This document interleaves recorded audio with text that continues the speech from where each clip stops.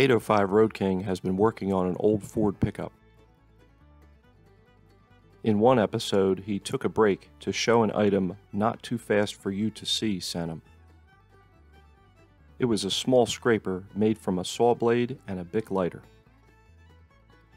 I thought a small scraper like that would be super handy, so I decided to make one out of materials I had on hand. If you're not already subscribed to Road King and Not Too Fast for You to See, I would highly recommend them both. I used the 1075 steel I had left over from my knife project. It was probably way too thick, but again, I wanted to use materials I had on hand. I cut the metal to size and rounded off the back end with my 1x30 sander and a 40 grit belt. I center drilled the holes for the pins. Then I used the holes to mount the blade to a piece of scrap wood that I cut at a 45-degree angle. This fixture allowed me to maintain a consistent angle while sanding the bevel.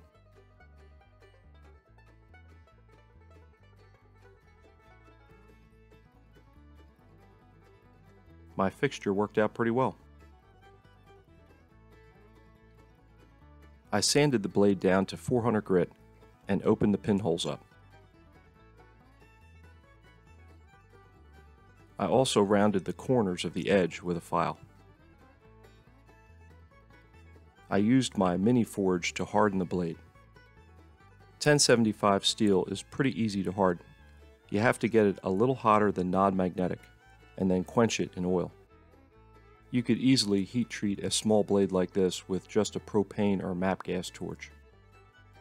I preheated the oil by quenching a piece of scrap metal. I have a magnet screwed to the base to check for when the steel reaches its critical temperature.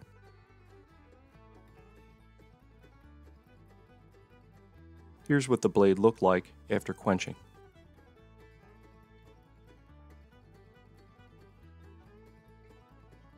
A file just skated across the metal because the blade was as hard as the file. I polished the black soot off with the fiber wheel before tempering the blade in my kitchen oven. Here's the blade after baking at 400 degrees for an hour, cooling, and baking for another hour at 400 degrees. I believe the gold color is called straw temper. Tempering takes out some of the hardness, so the edge is not too brittle. T-Rex sent me this wood a while back. I think he said it was lilac. I thought it would be ideal for this project. I epoxied one side to the blade and drilled the pinholes through. Here's the other side glued in place with the holes drilled through. I glued two 38 special cartridge cases in place to act as my pins. I trimmed the brass cases with my Dremel. Here's the handle roughed out with the 40 grit belt.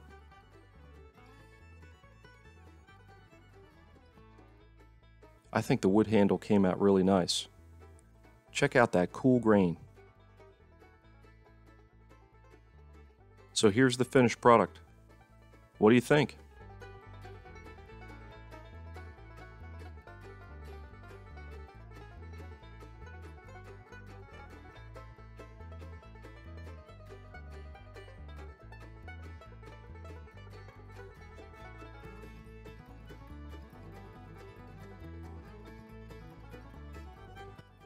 I used Birchwood Casey's tru-oil on the wood.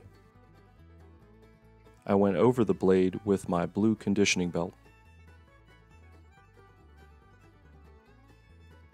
And of course, Chuck and I flitzed it. I recently scored a bunch of really nice quality sandpaper at an estate sale. I sharpened the blade with some 150 grit and then some 280 grit.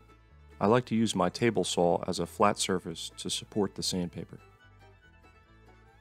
So let's give my new patina plow a test run.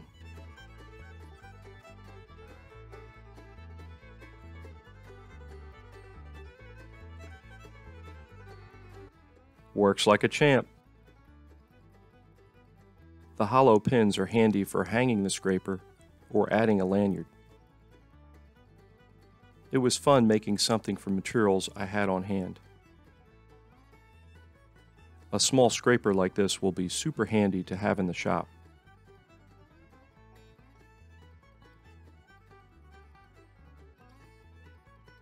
I hope you enjoyed the video. Thanks for watching. Chuck just called me down here. He said he had something to show me. Wow, Chuck, it looks like you've been working hard. What have you been working on? Ah! Oh, under the felt? Let me take a look. Wow, look at this thing. Let me take a closer look. Chuck made his own little scraper. Steel, wood, and brass. Awesome.